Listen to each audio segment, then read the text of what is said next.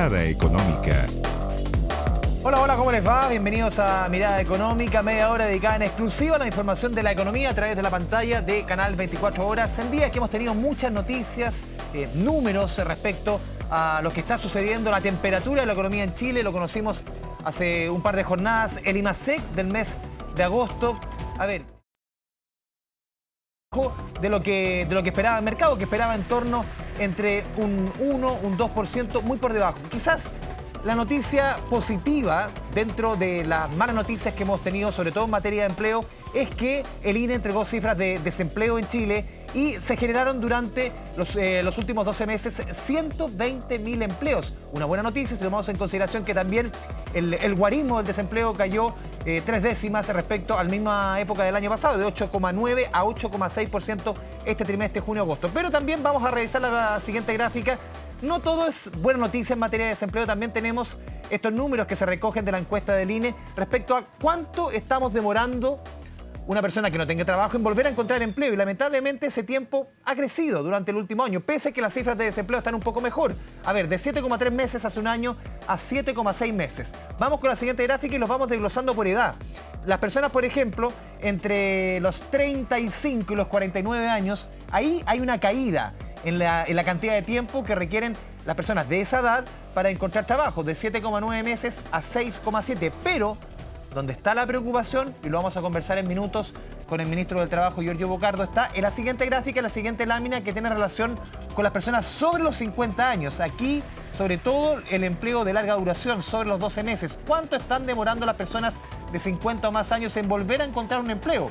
De 11,2 meses hace un año a 12,3, es decir, más de un año están demorando. Las personas de 50 años o más, cuando quedan sin trabajo, demoran por lo menos 12 meses, un año, en volver a encontrar un empleo. Es parte de la radiografía de la desocupación en Chile, que la vamos a desgranar en algunos minutos más aquí en 24 horas en Mirada Económica con el ministro Giorgio Bocardo. En otros temas que ocurrieron durante la semana, en un fallo inédito, los sitios de apuestas deportivas fueron calificados como ilegales por la Corte Suprema. El máximo tribunal ordenó a los proveedores de Internet bloquear estos sitios web.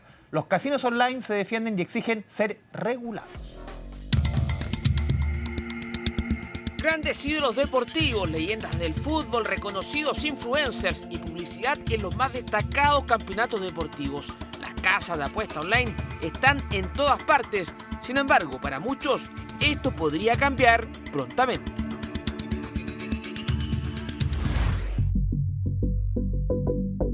Una sentencia del máximo tribunal del país acogió una solicitud de la Lotería de Concepción y ordenó a las principales proveedoras de Internet, como Claro, Entel, WOM, Manquehue y Telefónica, bloquear el acceso a sitios web de apuestas deportivas. A nuestro juicio, este criterio del máximo tribunal es claro y definitivo. Las apuestas deportivas y los juegos de azar online que no cuenten con una autorización legal no pueden ofrecerse ni difundirse en el país. Creemos que es un fallo equivocado, que carece de los sustentos necesarios para hacer la afirmación que hace, y es un fallo que además tiene efectos muy limitados.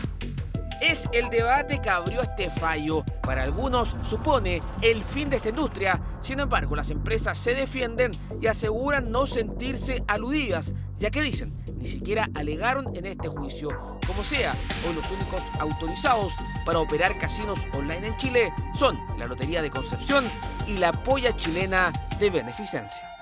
Los niños juegan a estas plataformas desde los dispositivos, con las tarjetas de crédito de sus papás, con las cuentas RUT tuteladas de sus papás. Y nosotros ya tenemos casos y historias que son bien dramáticas de papás que han visto a sus niños apostando más de la mesada, mucho más. Sabemos de una persona que hizo una denuncia porque su hijo apostó 1,5 millones de pesos. ¿Ustedes me creerían si les digo que acabo de ganar 2 millones de pesos? Así, en la comodidad de mi casa. Un fenómeno que escapa a las apuestas deportivas. Reconocidos influencers como Naya Fácil o Nano Calderón tienen sus propios casinos online que atraen a sus seguidores con jugosos premios económicos. Todo sin regulación alguna. De hecho, según cifras de Polla, existen en Chile, escuche bien, entre 3.000 y 3.800 sitios dedicados a las apuestas. Es decir, son casinos en Internet. En nuestra legislación, por regla general, los juegos de azar están prohibidos. Pero en este caso particular son realidades que ya existen y existen a nivel mundial. Incluso uno lo ve en las transmisiones por televisión de eventos deportivos importantes. Hay que regularla, hay que fiscalizarla y hay que recaudar impuestos por esta actividad. Y por ello, por estos días, se discute en el Senado un proyecto de ley que pretende rayar la cancha a esta industria, que entre otras cosas propone establecer un impuesto especial de 37,6% a estos casinos. De hecho, según este representante de Betano, Culbet, Betson, Latam Win y Bet Warrior, la recaudación fiscal superaría los $800 millones al año. Es una industria que está regulada en todos los países europeos, que está regulada en Estados Unidos, que está regulada en Canadá, en el caso de América Latina, regulada en Colombia, regulada en Perú, regulada en Brasil, y Chile tiene, por cierto, que regular esta industria porque es una industria muy relevante a nivel mundial. Un mercado que hoy opera al margen de la ley. Las apuestas deportivas a través de Internet se remecen por este histórico fallo de la Corte Suprema. Ya, continuamos en Mirada Económica, lo habíamos dicho antes de ver la nota, cuando contábamos y desglosamos un poco las cifras del empleo, el desempleo. Ya estamos aquí en el estudio con el ministro del Trabajo, Giorgio Bocardo. Ministro, bienvenido acá en 24 horas a Mirada Económica. ¿Cómo le va? Buenas tardes, ¿cómo estás? Bien, ministro. A ver, tuvimos cifras durante la semana en materia de desempleo. Hay una caída respecto al mismo trimestre del año pasado. Recordemos que por estacionalidad hay que mezclar, aquí hay que comparar peras con peras. Así es. Y también hay una generación de empleo que marca una distancia respecto a las dos últimas entregas que derechamente habían sido malas. ¿Cuál es la lectura que hace usted de esta entrega de empleo de parte del INE, el momento del trabajo en Chile? Mira, lo hemos señalado en varios debates. Hoy día vemos con cierto aliento, son cifras más alentadoras en relación a lo que veníamos observando en los últimos meses. En particular, yo diría que están reflejando también un poco las tasas de IMASEC que se venían observando en los trimestres anteriores. Aunque esta última fue derechamente mala. Está el factor, yo creo que ahí está el factor, el teniente sí. Probablemente es el que afectó coyunturalmente. Pero yo diría que, viéndolo en perspectiva, dos cuestiones. La primera es que, por un lado, la economía en estos años ha mostrado capacidad de generación de puestos de trabajo, más allá de todas las dificultades que hay, sobre todo en puestos de trabajo formales, y creo que eso es una buena noticia. Y por otro también, en el corto plazo estamos viendo un retroceso de las tasas de desocupación que habían sido bastante altas en los últimos tiempos, particularmente la de mujeres. Pero sin embargo hay ciertos elementos estructurales que creemos que hay que abordar, y si bien esperamos que ya durante este segundo semestre estas cifras sigan este ritmo de mejora, sí hay que abordar ciertas cuestiones que no van en el trimestre de turno. Vamos a ir ni en el desglosando factor justamente estacional. el tema de, sobre todo los 50 años, el tema de los subsidios, la gente ya que está en el último trecho del mundo laboral, de su vida laboral, cómo abordarlo. Pero, a ver, llevamos prácticamente, ministro, 3 años con un desempleo sobre el 8%. Algunos dicen, este va a ser nuestro nuevo desempleo estructural, en torno a esto, sobre el 8%. ¿Por qué llevamos tanto tiempo con un desempleo a ese nivel? Bueno, lo hemos conversado. Primero, el desempleo viene aumentando de manera bien sistemática desde el año 2013, con ciclos económicos un poco más mejores, otros no tan buenos, con mayores alzas de salario mínimo, con menores alzas de salario mínimo. Pero en nuestro juicio hay ciertos aspectos que son más bien estructurales, que tienen que ver, por un lado, con recuperar tasas de crecimiento y productividad, por un lado, pero por el lado del trabajo hay ciertas barreras hoy día en el mercado laboral que, si no las destrabamos o no ayudamos a destrabarlas, probablemente las brechas que encontramos, sobre todo en desempleo femenino, van a seguir siendo altas. Y es por ello que hemos dicho, o sea, hace dos trimestres móviles atrás estábamos discutiendo sobre los 140 y tantos empleos que se generaron ocupados respecto 2 meses después estamos diciendo que se crearon 120.000 puestos de trabajo, lo cual es una buena noticia, porque además en su mayoría formales, asalariados del sector privado, no como también se quería instalar que esto es fundamentalmente empleo público, la gran mayoría es empleo asalariado privado, pero entendiendo que esas son cifras alentadoras, sí hay ciertos temas estructurales que tienen que ser abordados con medidas de fondo y que no necesariamente se van a resolver por el trimestre móvil de ocasión. Y en ese marco creo que todavía hoy día tenemos una oportunidad en estos meses que nos quedan para abordar esos temas más estructurales y particularmente abordar la tasa de desocupación femenina, de jóvenes y también de personas mayores, que también es un fenómeno relativamente nuevo y que no solamente basta con crecer y que se creen esos puestos de trabajo, sino que esos grupos que hoy día tienen más dificultades tengan herramientas que los ayuden a sortear esas barreras que hoy día están en el mercado. Sí, todavía queda una brecha cerca de 200.000 empleos para recuperar el mismo nivel de ocupación previo a la pandemia, ministro. Informales. Informales, sí, informales, pero en términos de ocupados, voy a ese número. ¿Por qué Chile le ha costado, porque de acuerdo a los números que uno va revisando, si lo compara con el resto de América Latina, es prácticamente el único país que no ha logrado recuperar el mismo nivel de ocupación previo a la pandemia? ¿Qué está pasando en Chile en particular, que no pasa en el resto de América Latina? Porque la pandemia fue para todos. Yo diría dos factores. Uno que tiene que ver con ciertas políticas públicas que empezaron a operar durante el momento de la pandemia, que no son producto de la pandemia, que operan durante la pandemia, como son la gratuidad universitaria y la PGU.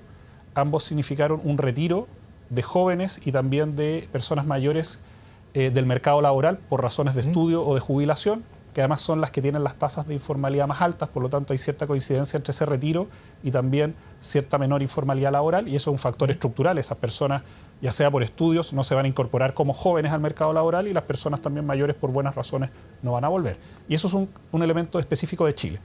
Y el segundo, que es distinto recuperar mercados laborales cuando también tú tienes tasas de formalidad laboral altas como las que tiene Chile. O sea, Chile es el que tiene la tasa de informalidad más baja de América Latina. Junto con Uruguay. Cuando tú tienes, por ejemplo, países con 50, 60%, Perú, Colombia, o sí. México y Brasil, efectivamente los modos en cómo se recuperan esos mercados laborales son distintos, y como aquí por lo menos creo que hay un consenso respecto a la necesidad de seguir avanzando en reducir la informalidad, creemos que hay que pensar en políticas públicas que, además de fomentar la creación de empleos, eso sea con un guión que sea creación de puestos de trabajo formales.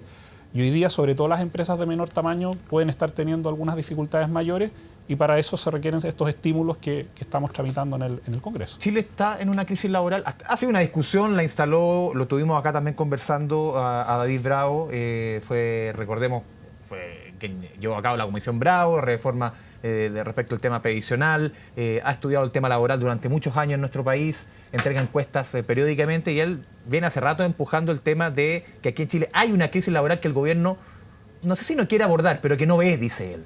¿Hay una crisis laboral en Chile? Yo he sido bien categórico. Nosotros vemos que durante la pandemia efectivamente hubo una crisis laboral durante la pandemia. Hoy día no, el mercado laboral en su magnitud más importante se recuperó. Hay brechas, pero esto es algo que también ya ha dicho De Gregorio, Andrea Repeto, Digo que hay una discusión en torno a quienes ponen el punto y otros que han hecho el contrapunto. Y donde nosotros tenemos la principal diferencia es que hoy día hay que poner el foco, más allá del economista que lo diga, hay que poner el foco donde están principalmente los problemas, y es en ese marco en que las políticas públicas que estamos proponiendo, que en algún momento incluso se ha dicho que nos demoramos demasiado en presentar este tipo de políticas, pero hay que señalar que hemos presentado distintos tipos de iniciativas. Los 2 primeros años nuestro foco fue recuperar el mercado laboral de pandemia con los IFE, 2 millones de IFE laborales y Protege que se desplegaron. Y hoy día estamos reestructurando programas de empleo que estaban mal evaluados, que no estaban cumpliendo con su objetivo, y vamos a legar al país con una institucionalidad mucho más resiliente en materia de empleo, que no está pensada para el trimestre móvil determinado, sino que está pensado justamente para abordar esas situaciones más estructurales que tiene el mercado laboral y que se requieren resolver con políticas que apunten en ese diagnóstico que tenemos. Antes de entrar al tema de los subsidios, ministro, ¿usted cree que el peor momento, por lo menos de la administración del presidente Boric, el peor momento de empleo, ese 8,9% que conocimos hace un tiempo, bordeando el 9%, incluso con desocupación sobre el 10% de las mujeres, ese peor momento usted cree que ya pasó? Yo matizaría en términos del momento, porque al mismo tiempo que hemos tenido una desocupación alta, hemos tenido la tasa de informalidad más baja desde que se tiene registro, y al mismo tiempo hemos mantenido la capacidad de creación de empleos formales asalariados. Pero ese 8,9 también coincide con la generación de 141 empleos en 12 meses. Por eso, de esa fotografía, le estoy preguntando por fotografías, ¿esa fotografía, ese fue el peor momento? ¿No va a haber uno peor? Nosotros lo que esperamos es que en este segundo semestre las tasas de desocupación sigan a la baja, al tiempo que se siguen creando puestos de trabajo formales. Conversamos antes esa suerte de cuellos de botella, lo veíamos también sobre todo los mayores de 50 años, lo veíamos en las gráficas al inicio del programa, ministro. A ver, los mayores de 50 años están demorando prácticamente un año en volver a encontrar empleo. El promedio de la economía es poco más de 7 meses. ¿Qué está haciendo el gobierno puntualmente respecto a esa población, sobre todo mujeres? Mira, nosotros presentamos 2 proyectos de ley que buscan apuntalar justamente hoy día los nudos del mercado laboral. El que hoy día está tramitándose en el Congreso y que ha ido avanzando de muy buena manera. De hecho, el día de ayer se aprobó por unanimidad en la Cámara de Diputados y Diputadas el subsidio unificado al empleo, que tuvo votos de todo el oficialismo, del Chile Vamos y hasta también de republicanos, y lo valoramos de muy buena manera, es que busca apuntar a 4 grupos objetivos que tienen dificultades, pero con ciertas características específicas. Jóvenes y mujeres que históricamente han tenido dificultades de emplearse en el mercado laboral de igual manera que los hombres, personas de más de 55 años que están presentando estos desempleos de más larga duración, y también las personas con discapacidad. Pero también aquí hemos abordado otro tema. Muchas veces más del 60% de la población, entre que pierde un puesto de trabajo y encuentra otro, pasan en promedio 3 meses, que es como el tiempo razonable entre que hay un despido, vas al seguro de cesantía, das una entrevista de trabajo y te contratan. Pero hay un fenómeno que ha ido aumentando, y particularmente en las personas de más de 55 años, que es el desempleo de 6 meses o más. Y lo que te dicen todos los estudios es que por cada mes que aumenta después de los 6 meses tu desempleo, tus posibilidades de encontrar un empleo disminuyen. Y este subsidio unificado al empleo no solamente simplifica mecanismos, es mucho menos burocrático, apunta a estos 4 grupos que te señalaba, sino que además va a buscar a las personas que tienen desempleos de 6 meses o más. Muchas veces te puede pasar que es un joven sin experiencia. Muchas veces te puede pasar que una persona que tiene una laguna en su currículum de repente 1 año, y tú dices, chuta, qué temor de contratarlo porque tiene 1 año de laguna de desempleo. Puede ser que por razones de cuidado esa mujer se retiró del mercado laboral. Bueno, aquí hay una herramienta muy concreta que va a entregar un subsidio por montos muy significativos por 1 año, tanto al empleador como al trabajador, montos máximos de hasta 130.000 pesos por empleador y de 50.000 pesos por trabajador, a estas personas que tengan este desempleo de 6 meses o más, con el objetivo de hacer un alineamiento entre estas dificultades muchas veces o temores que los empleadores pueden tener de contratar a una persona con menos experiencia o con una laguna en términos de currículum, y por otro también con foco en las pymes, porque las empresas de gran tamaño solo van a poder postular hasta por 200 trabajadores, en cambio las empresas de menor tamaño por cada nueva contratación van a poder postular. Aquí está buscando otros números, ministro, le quiero preguntar también por el fenómeno del subempleo, que son personas, claro, que trabajan menos horas de las que quisieran o trabajan en labores de menos calificación de lo que ellos quisieran. De acuerdo a cifras de la Universidad de la Frontera, la cantidad de personas trabajando en subempleo por tema de horas de trabajo, trabajan menos horas que quisieran, pasaron de 454.000 el 2022 a 583.000 el 2025, un crecimiento de 28%. ¿Cómo se ataca eso? De tener, claro, porque en el papel son empleos, pueden ser empleos formales, de buena calidad, pero para esas personas son claramente insuficientes. ¿Cómo se ataca ahí ese fenómeno del subempleo? Bueno, hay varias herramientas que primero, como tú bien señalas, hay dos tipos de subempleo, por insuficiencia de horas y por sobrecalificación y que estás en un trabajo que no se ajusta con tu calificación. Ambos requieren de distintos tipos de políticas. Por un lado, este mecanismo de subsidios va a ayudar porque va también a acompañar esas contrataciones con un componente remuneracional.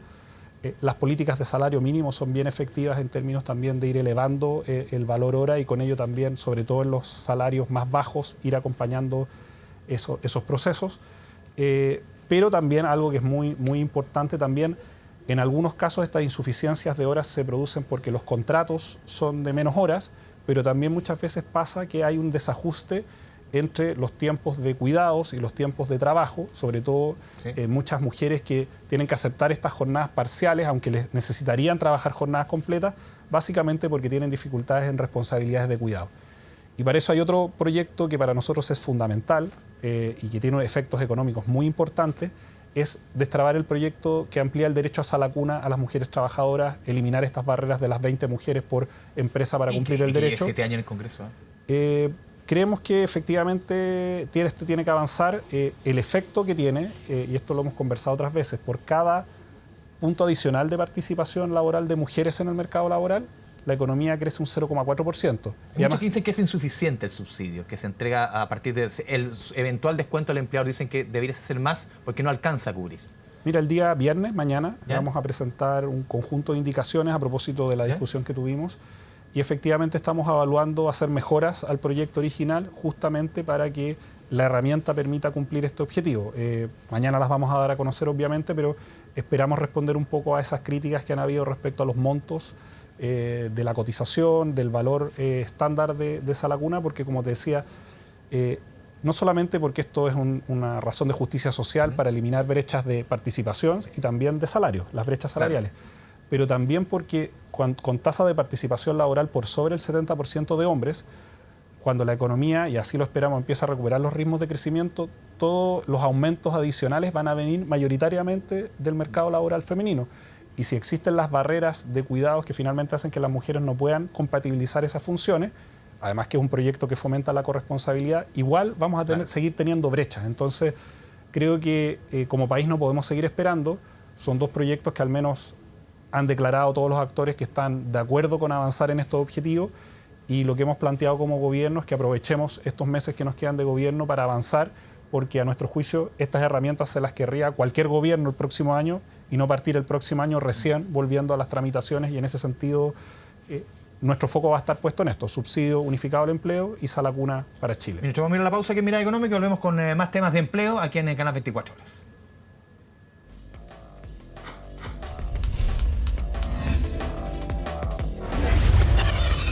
Mirada Económica. Ya, volvemos a Mirada Económica. Estamos aquí en el estudio con el ministro del Trabajo, Giorgio Bocardo. Ministro, usted mencionaba al pasar en la última respuesta el tema del salario mínimo. Han pasado varias semanas del IPOM, ese estudio que presentó el Banco Central respecto a la incidencia y la visión del Banco Central respecto a la incidencia, sobre todo el aumento del salario mínimo en la contratación y cómo de acuerdo al Banco Central, ha golpeado la desocupación en nuestro país. ¿Cómo se mastica ese estudio 2 semanas después, 3 semanas después, que ha sido materia central de discusión en debates presidenciales? También entró el presidente a la pelea. ¿Cómo se matiza ya 3 semanas después? Bueno, primero, y esto lo hemos defendido con mucha fuerza, la importancia de estas políticas públicas, que eran políticas públicas necesarias para la cohesión social. Salario mínimo, pensiones, 40 horas y otras en materia de salud eran reformas necesarias. Nosotros teníamos un diagnóstico de que efectivamente estaban en la base de malestares importantes de la ciudadanía. No por nada son leyes muy valoradas por la ciudadanía. Pero ahí el Banco Central dice que ha tenido un costo. Y por otro lado, nosotros valoramos todos los estudios que puedan ayudar a contribuir en entender cómo las reformas laborales también operan en el mercado. Nosotros en su momento estudiamos mucho cómo estas reformas se habían hecho en otros países y apostamos a que la gradualidad era una de las claves para que estas reformas no tuvieran efecto en el mercado. Nosotros, hasta donde entendemos en el estudio del Central, señaló que hay un efecto acotado, que es lo que finalmente... En las empresas que más contratan justamente personas con salario mínimo, el efecto en salarios que ha subido y el efecto en contratación que ha bajado. Pero creemos que este es un debate que probablemente los economistas van a seguir por un buen rato. ¿Ustedes van a presentar algún tipo de estudio, ministro, no sé si para rebatir, pero claro, uno puede decir, no, eso no ha sido así, pero también demuéstremelo con números? No, vamos a seguir monitoreando lo que está ocurriendo en el mercado laboral. Vamos recién en la primera hora de reducción de jornada y por lo tanto esto es una materia que a todos los que estamos en políticas públicas sobre todo el salario mínimo, nos interesa. Más que 40 horas. Pero como te decía, es algo que vamos a seguir monitoreando, pero probablemente esto va a dar para un debate largo. Seguramente van a venir estudios de distintos economistas y creo que es sano que un país debata sobre los efectos que tienen las reformas en el tiempo, entendiendo que han habido muchas de estas y muchas veces en los debates públicos creo que es bueno contar con evidencia para abordar estos debates de forma robusta. Así que en ese sentido creo que es un debate que va a seguir corriendo. Son los economistas los que tienen que dirimir finalmente qué es lo que va a pasar con esta y otras reformas, pero hoy día nosotros estamos enfocados en seguir avanzando en la agenda que ya tenemos. Usted también dijo que hay temas que no se pueden dejar de debatir, por ejemplo, algo que era estructural, lo dijo hace un par de meses aquí en este mismo estudio, respecto al tema de la negociación ramal. Y quiero preguntar una crítica que ha salido en varios medios, críticas a presentar, a impulsar esta idea, y no apuntar con más fuerza a medidas que vayan al impacto, por ejemplo, de la automatización, la inteligencia artificial en el mercado laboral. Apuntar mucho a la negociación ramal, dicen muchos economistas o empresarios que eso es casi de 8 siglos, y no apuntar a lo que hoy día nos convoca y verdaderamente desafía el mercado laboral, que es inteligencia artificial, que es automatización. Mira, por un lado, nosotros durante estos casi ya 4 años de gobierno hemos hecho muchas innovaciones en materia de capacitación y certificación para preparar a los organismos técnicos del Ministerio para estas transformaciones. Tenemos programas muy relevantes que los hacemos en conjunto con la TIC Sofofa, por ejemplo, como es Talento Digital, cerca de 50.000 capacitaciones en materia de reconversión laboral en habilidades digitales. ¿No hay insuficiencia respecto a esa capacitación? Porque hay una crítica respecto a que no hay política pública respecto a eso. Primero, hay política pública. Nosotros hemos reformado parte de la parrilla. Tenemos hace poco con OTIC Sofofa también lanzamos otra iniciativa que se llama Hazlo con IA, donde también hay... El CENIA. Sí, efectivamente con el CENIA. Tenemos también a través de Chile Valora, por ejemplo, un montón de perfiles vinculados a data center, personas especialistas en ciberseguridad y otras. Y hay un cambio importante en la parrilla de oferta del Ministerio en estas materias. Y por otro lado, este tipo de transformaciones que generalmente son sectoriales, que afectan a un mercado completo, son precisamente, y lo hemos dicho también, los temas que tú también puedes debatir en el ámbito de la negociación multinivel. Nosotros, por ejemplo, ahora estamos abordando en BioBio un programa de reconversión industrial a propósito del cierre de Huachipato, con líneas de industria 4.0, donde tenemos sindicatos, empresas discutiendo sobre estos programas, acordamos ciertas iniciativas. Entonces, nosotros lo hemos dicho, además de estas herramientas que estamos postulando, cuando tú quieres discutir de productividad, de crecimiento, de empleo, de capacitaciones, de transformación tecnológica, herramientas como la negociación multinivel pueden ser y deben ser una oportunidad. Así que es parte de lo que vamos a tener que discutir en el Congreso. Yo sé que hay posiciones distintas en esta materia, pero lo que sí me gustaría transmitir a los que nos están viendo, que hemos hecho esfuerzos muy considerables en esta materia, podemos hacer bastantes más, pero hoy día el Ministerio, y con esto el Estado, está mejor preparado para enfrentar la transformación digital que hace 4 años atrás. Sí, ministro, nos quedan un par de minutos. Sin lugar a dudas, siempre el Ministerio del Trabajo ha concentrado buena parte, junto con salud y educación, de los dineros del presupuesto. Decía la discusión en el Congreso. Ahora sí que va a estar brava con el presupuesto. ¿A usted le hace sentido esto de no incluir la famosa glosa republicana? Nosotros hemos seguido aquí recomendaciones respecto a el propio Consejo, y en ese marco lo que hemos dicho es que va a haber un espacio importante para reasignaciones.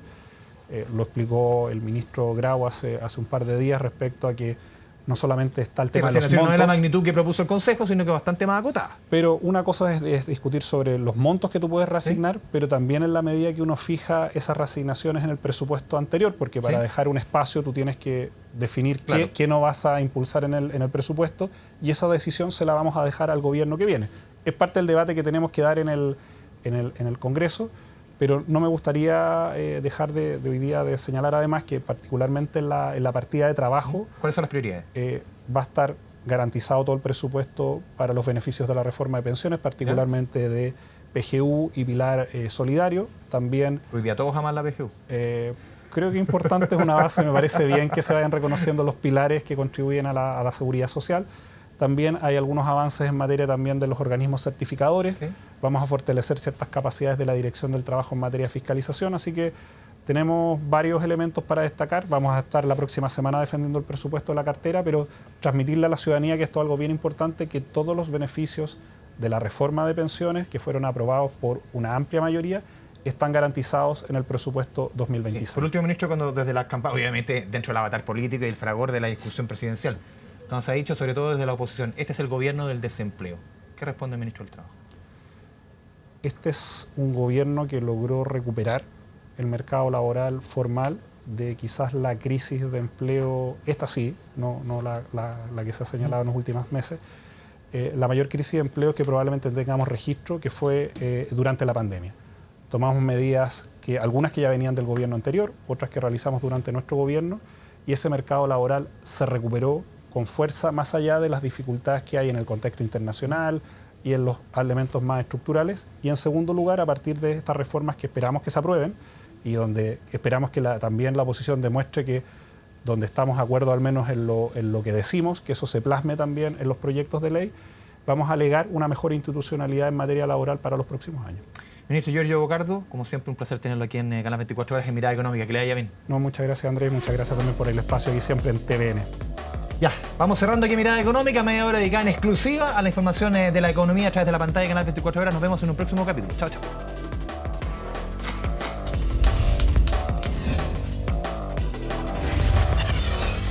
Mirada Económica.